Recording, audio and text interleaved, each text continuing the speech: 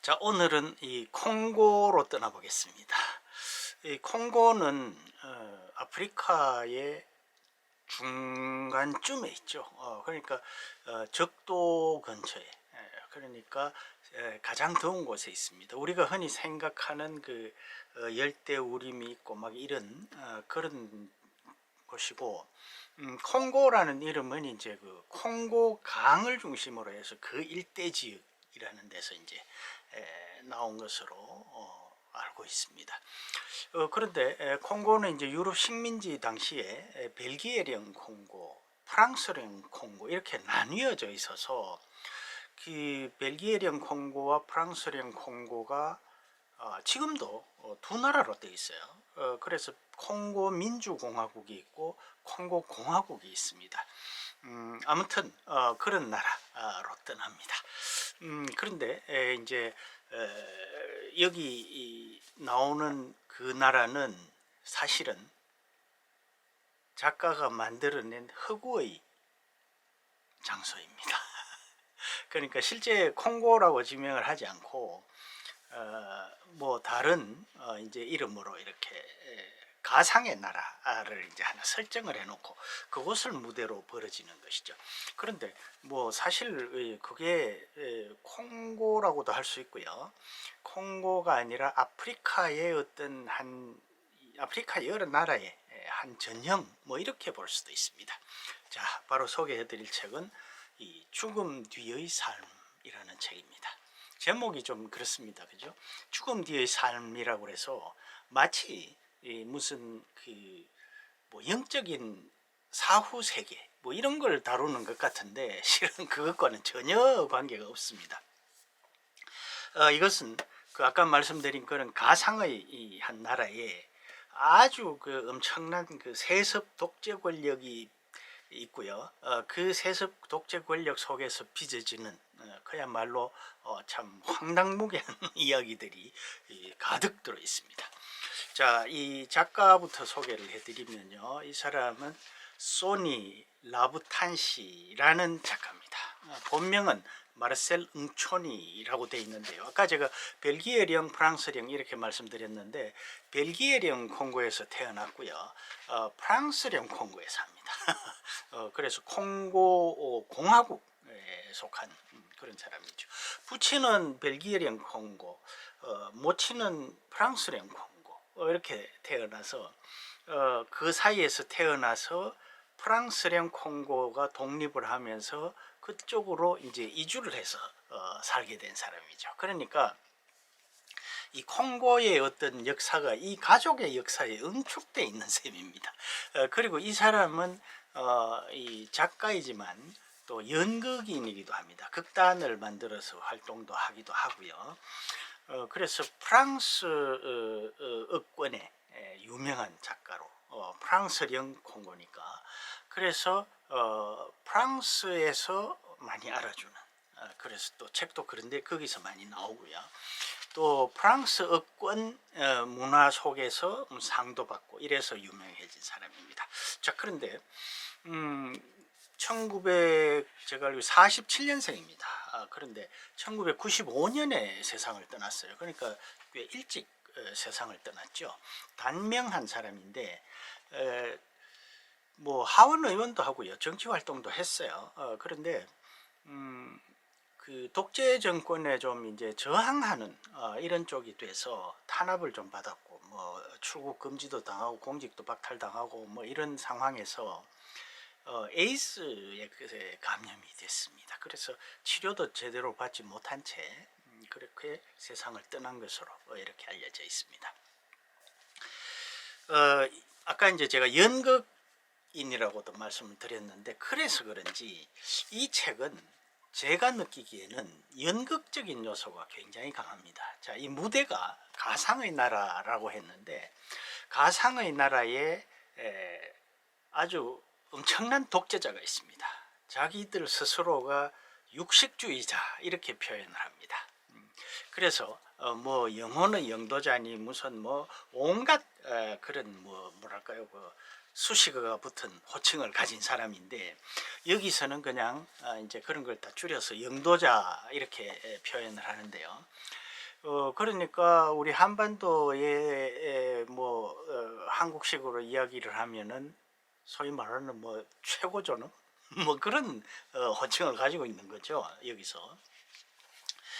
자, 그런데 그 아까 제가 이제 육식주의자라고 이야기를 했는데요. 그 육식주의자라는 표현은 식인, 우리가 말하면 뭐 식인종 같은 뭐 그런 느낌을 줍니다. 물론 뭐 이 사람이 식인종이라는 게 아니고, 말하자면은 이 국민들을 살리는 정치가 아니라 막 학살하는 정치, 목숨을 빼앗고 탄압하고 하는 그런 정치라는 의미를 가지고 있는 거죠. 바로 그런 독재자라는 겁니다. 그래서 이 굉장히 이 처음부터 아주 그 잔인하게 시작이 됩니다. 그러면서 열대적이라는 형용사를 씁니다. 그래서 이걸 이제 열대적 리얼리즘 이렇게 이야기를 합니다. 자, 이 마술적 리얼리즘이란 표현은 아마 들어보신 분들이 많이 계실 겁니다.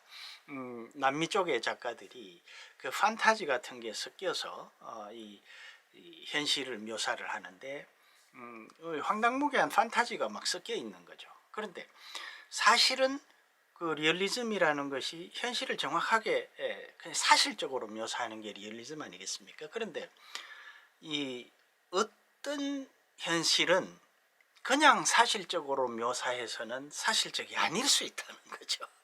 그런 부분을 보완하는 것이 저는 마술적 리얼리즘. 그걸 막 환상을 뒤섞어서 표현함으로써 더 리얼하게 표현하는 거죠. 뭔가 좀 앞뒤가 말이 좀 꼬이는데, 뭐 그런 걸 저는 그렇게 이해를 하고 있습니다. 그런데 여기는 이제 거기서 한 걸음 더 나아가서 열대적 리얼리즘이라고 합니다. 뭐 남미도 열대 지방이 있습니다만, 열대적 하면 우리가 떠올리는 것이 이제 아프리카인데, 여기서 말하는 열대적이라고 하는 것은 뭐 이 작품 속에서 그 영도자도 열대적이라는 표현을 씁니다. 그건 이제 막 한마디로 뜨거운 거죠. 그래서 강렬하고 막 또 난폭하고 어떤 그 뭐랄까요, 그 문명의 어떤 이렇게 길들여지지 않은 야생적이고 뭐 이런 것들을 표현을 합니다. 그러면서 또 다른 한편으로는 아주 조악하고 그다음에 흉악하고 흉포하고 이런 나쁜 면들을 또 많이 포함을 하고 있습니다. 그런 것을 이제 열대적이라는 형용사로 뭉뚱그려서 표현을 하는데, 거기서 나온 열대적 리얼리즘이라고 합니다. 근데 이 책을 이제 첫 장, 저는 뭐 처음에 아까도 말씀드린 것처럼 죽음 뒤의 삶이라고 해서 뭐 4, 5세기의 영혼, 뭐 이 영적인 문제 이런 것들을 다루는 줄 알고 볼까 말까 하다가 책 소개를 보고 이제 샀는데, 자, 첫 장면부터 열대적입니다. 마르샬이라는 반군 지도자의 가족들이 끌려 나옵니다. 이 영도자 앞으로. 그래서 거기서 잔혹하게 고문당하고 살해를 당합니다. 그런데 막 그냥 그 포크와 나이프로 막 분해를 해버려요. 참, 뭐 아무튼 그렇게 묘사가 되어 있습니다. 그런데 그럼에도 불구하고 이 마르샬이라는 반군 지도자는 꼿꼿하게 서서, 다 분해가 됐는데도 꼿꼿하게 서서 나는 이런 식의 죽음을 죽지 않을 거야, 이렇게 이야기를 합니다. 그리고 끌려 나올 때 그 반군 가족들을 전부 다 넝마라고 묘사를 합니다. 아버지 넝마, 딸 넝마, 엄마 넝마, 이런 식으로 묘사를 해요. 그래서 어쨌든 그렇게 처참하게 온 일가족이 다 몰살을 당합니다. 거기서요. 지도자, 영도자의 그 집무실에서 말이죠. 그렇게 소설이 시작이 되는데, 그러니까 이 마르샬이라는 사람, 이 영도자의 반대편에서 대응하는 주인공인데, 소설 첫머리부터 이렇게 세상을 떠나버리기 때문에 살아있는 상태로 등장을 하지 않습니다. 자, 아무튼 이제 그렇게 시작을 해서 막 아주 그냥 뭐 달리 표현할 방법이 없습니다. 열대적으로 진행이 되는 거죠. 그래서 뭐 자동소총, 탄창을 뭐 몇 개를 비우고 화가 나서 말이죠. 막 이 총을 갈기면은 뭐 그런 식의 표현들이 군데군데 도처에 나오는데, 자 여기서 이제 중요한 포인트가 되는 하나는 그 마르샬의 자녀들 중에서 다 몰살을 당했는데 딸이 하나 살아남습니다. 샤이다나라는 한. 그런데 이 샤이다나라는 여성은 뭐 어떻게 아무튼 그 여성으로 아주 완벽하고 매력적인 여성입니다. 그래서 뭐 표현을 하자면은 뭐 비너스 또는 뭐 비너스와 마릴린 몰로를 합쳐놓은 듯한 뭐 이렇게 표현을 해야 될 것 같아요. 그래서 그 그 나라의 많은 고위 인사들이 이 샤이다나에게 반해서 청혼을 하고 결혼을 하고 동침을 하고 그럼 또 다 죽습니다. 그리고 이 영도자도 그래요. 영도자는 그러나 동침을 못합니다. 그래서 그런 이야기가 펼쳐져요. 그래서 그 영도자가 온갖 기행을 뭐 아주 그 엄청난 탄압을 합니다. 예를 들어서 자기에게 반대되는 어떤 말, 뭐 예를 들어 어떤 표현 하나가 그 좀 그런 의미를 담고 있다고 그러면은 그런 말이 들어간 모든 서적 그리고 그 말 자체도 금지를 해버립니다. 그래서 모든 서적 다 없애고 인쇄물 다 없애고 이런 아주 막 엄청난 독재를 해요. 그러는 상황에서 이 마르샬의 뭐 마르샬주의라고 할까요? 그런 그 마르샬을 추종하는 사람들이 계속 문제를 일으킵니다. 그리고 이 마르샬도 가끔 등장을 해요. 그래서 뭐 이 영도자가 그 샤이다나를 범하려고 하는데 그 침실에서 나타납니다. 그러면은 또 이 자동소총으로 막 난사를 하는 거죠, 영도자가. 그런데 그 피가 이제 이 영도자에게 묻는데 금은 잉크처럼 붙어서 이게 막 지워지지도 않습니다. 이제 그런 식으로 진행이 돼요. 그래서 이 내용을 전반적으로 보면 이 영도자는 계속 세습을 해 나가면서 그 독재 정권이 이어지고, 다른 한편으로는 이 샤이다나와 또 그 제2의 샤이다나 그 딸로 이어지면서 이 여성이 그 마르샬의 영혼과 함께 영적으로는 마르샬의 영혼이 이 영도자에 저항을 하고, 육적으로는 샤이다나와 또 그 딸 샤이다나가 또 뭐라고 표현해야 될까요? 이 그런 어떤 말하자면 복수하는 것처럼 되는 거죠. 그래서 결국은 이 딸 샤이다나가 영도자의 후손을 낳습니다. 그래서 내전이 벌어져요. 그리고 오랜 세월이 지나서 이제 다른 나라가 되는 거죠. 그런데 그 나라도 유보적입니다. 뭐 살기 좋은 나라가 된 것도 아니고, 그렇다고 해서 이전에 독재 국가가 된 것도 아니고, 뭔가 아무튼 정체가 희미한 상태로 끝이 나요. 그런데 이 계속 이제 세습을 하는데 뭐 어떤 정도의 그 황당무계한 스토리들이 있느냐 하면은, 영도자가 이제 계속 그 세습을 하는데 그 자녀를 낳지 않습니까? 그러니까 이제 후계자죠. 이 후계자들은 뭐 날 때부터 이빨이 12개 있는 사람, 또 뭐 날 때부터 털로 잔뜩 덮인 사람, 뭐 이런 사람들이 나와요. 그런 사람들이 태어나서 이제 또 자라서 후계자가 되고 뭐 그렇습니다. 그 중에 제일 뭐 좀 인상적이라고 할까요? 좀 이상한 것은 한 사람은 자녀를 2,000명을 낳았어요. 그런 후계자도 있습니다. 자, 아무튼 그렇게 해서 이 마르샬주의와 그 영도자 그리고 샤이다나 이 세 개의 축으로 해서 이 스토리가 진행이 되는데 아주 재밌어요. 그래서 이걸 보면서 저는 어떤 생각을 했느냐 하면은, 그 영도자라는 이 사람 그 하나의 존재는 결국 아프리카의 신생국의 독재자들의 여러 특성을 뭉뚱그려서 하나의 어떤 이 존재로 이렇게 포장을 해서 보여주는 거죠. 다시 말씀드리면은 뭐라고 할까요? 그 어떤 아프리카의 그 독재자들의 총합 총체 뭐 표현이 잘 안 됩니다. 아무튼 그런 것들을 이렇게 모두 한데 모아서 버무려서 딱 보여주는 겁니다. 그리고 이 나라의 현실도 마찬가지죠. 그래서 이게 콩고의 이야기인 동시에 모든 아프리카의 이야기처럼 들리는 겁니다. 그리고 또 한 가지 이제 주목되는 것은 바로 그 아까 말씀드린 여성 샤이다나의 존재입니다. 이 아프리카 소설에 보면은 그런 어떤 이 젠더의 문제라고 하기는 그렇고요. 뭐 성적인 문제 이런 것들이 참 그 어떤 상당히 그 단지 그 성적인 문제가 아니라 아주 큰 의미를 가지고 부각이 되는 것이 참 많은 데서 제가 그걸 느꼈습니다. 뭐 예를 들면은 전에 제가 뭐 소개를 해드렸습니다만 남아프리카 공화국의 아파르테이트를 고발하는데 그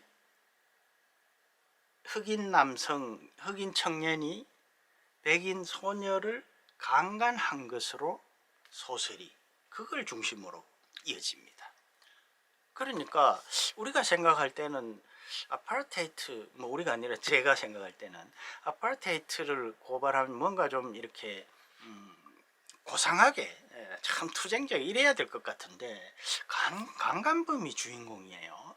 그런 의미도 참 뭐 그런 것들이 어떤 면에서는 저항을 상징하는 그런 모습을 보이는데 여기서도 물론 다른 그것과는 좀 차원이 다르지만은 좀 비슷한 맥락에서 이렇게 소개가 되는 것 같습니다. 그래서 이건 하나의 이 우화라고 할 수가 있습니다. 아프리카의 모든 그 소위 말하는 이 책식으로 표현하면 열대적인 어떤 그런 부조리 이런 것들을 이 뭉뚱그려서 표현한 것이 바로 여기에 나오는 가상의 나라이고요. 그 권력의 어떤 부정적인 측면을 뭉뚱그려서 표현한 것이 바로 여기에 나오는 영도자인 거죠. 그래서 하나의 우화가 탄생을 했는데 이 소니 라부탄시라는 사람은 이 책에 대해서 그렇게 이야기를 했다고 합니다. 되는 대로 글쓰기. 그래서 아주 이 읽어보시면은 아마 그런 느낌 진짜 이래서 되는 대로 글쓰기구나 라는 걸 느끼실 수가 있을 겁니다. 저는 그렇게 느꼈어요. 그래서 아주 거침없이 막 온갖 그 과장과 이런 우화를 거침없이 풀어놓습니다. 그런데 그게 역으로 말이죠. 굉장히 그 리얼하게 다가오는 거죠. 그래서 이게 그래서 그냥 열대적이 아니라 열대적 리얼리즘이구나 라고 느끼게 되는 거죠. 자, 오늘은 이 콩고의 유명한 작가 소니 라부탄시라는 사람의 죽음 뒤의 삶이라는 우화적인 열대적 리얼리즘의 소설을 소개를 해드렸습니다. 그렇게 두껍지 않고 아주 빠르게 읽히면서도 아프리카의 현실을 아주 리얼하게 보여준, 물론 뭐 과거의 현실이죠. 지금 또 이것과는 좀 달라진 점도 있지만 같은 맥락으로 이어지는 그런 부분도 있습니다. 그래서 이 아프리카에 대한 넓은 이해 그리고 또 문학적으로 또 소설로서 또 읽는 재미도 주는 그런 책이어서 강력하게 추천을 해드립니다. 자, 소니 라부탄시의 죽음 뒤의 삶 오늘 소개해드렸습니다. 끝까지 시청해 주셔서 대단히 고맙습니다.